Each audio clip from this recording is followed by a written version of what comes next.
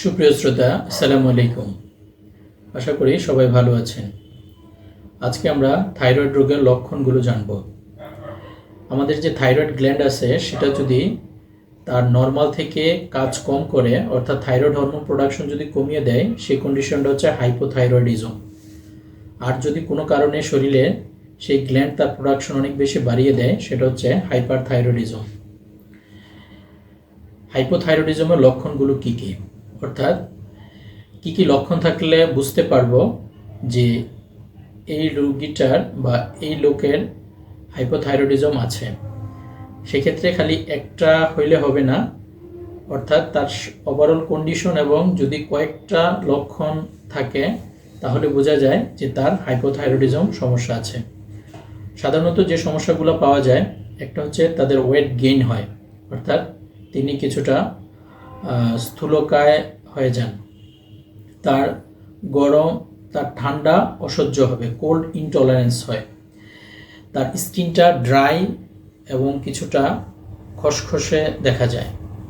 তারপর তার যে চুলগুলো কিছুটা কোর্স, পার্স, কিছুটা মোটা মোটা হয় এবং কিছু ক্ষেত্রে চুল পড়ে যেতে পারে। তার অবসাদ, ফেটিক বা উইকনেস কাজ করে। বোন বা মায়েদের ক্ষেত্রে এক্সেসিভ মেনস্ট্রুয়াল ব্লিডিং হয়। তারপর তাদের কনস্টিপেশন ডেভেলপ করতে পারে। তাদের গলার আওয়াজ, স্বর বসে যেতে পারে। তারপর তাদের কিছু ক্ষেত্রে কানে কম শুনতে পারে এবং বিভিন্ন কাজকর্মের মধ্যে তাদের মনোযোগ কমে যায় এবং শরীরের মধ্যে চোখ, হাত, পা, মুখের মধ্যে একটা ফুলা ফুলা ভাব দেখা যায় এবং যদি আমরা পালস পরীক্ষা করি তাহলে দেখা যায় তাদের ব্রেডিকার্ডিয়া অর্থাৎ পালস রেট কম হয়।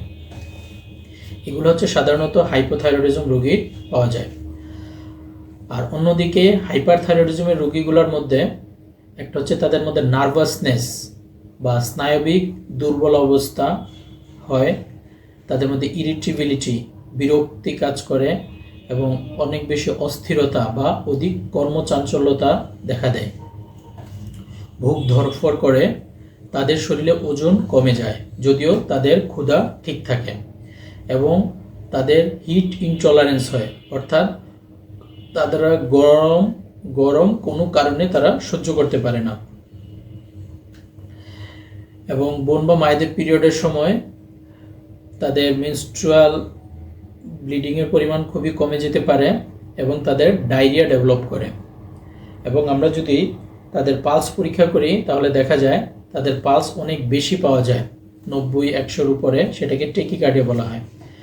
এবং হাইপারথাইরয়েডিজমের রোগীগুলোর মধ্যে চোখের মধ্যে কিছু স্পেশাল লক্ষণ দেখা যায়। সেই ক্ষেত্রে চোখটা বড় বড় দেখা যায়, চোখের যে উপরের পাতা আছে সেটা উপরের দিকে উঠে যায় এবং কিছু ক্ষেত্রে চোখ বেরিয়ে আসে, সেটাকে বলা হয় এক্সোফথ্যালমাস। সর্বোপরি থাইরয়েড রোগের সবচেয়ে কমন যে লক্ষণ সেটা হচ্ছে আমাদের যে থাইরয়েড গ্রন্থি থাকে সেই থাইরয়েড গ্রন্থি কোনো কারণে ফুলে যায়। সেটা এক পাশে হইতে পারে বা অন্য পাশে হইতে পারে বা দুই দিকে হইতে পারে। গলা ফুলা এটা একটা অন্যতম থাইরয়েড রোগের লক্ষণ। এই ছিল থাইরয়েডের যে কমন হাইপোথাইরয়েডিজমের কিছু লক্ষণ এবং হাইপারথাইরয়েডিজমের রোগের কিছু লক্ষণ।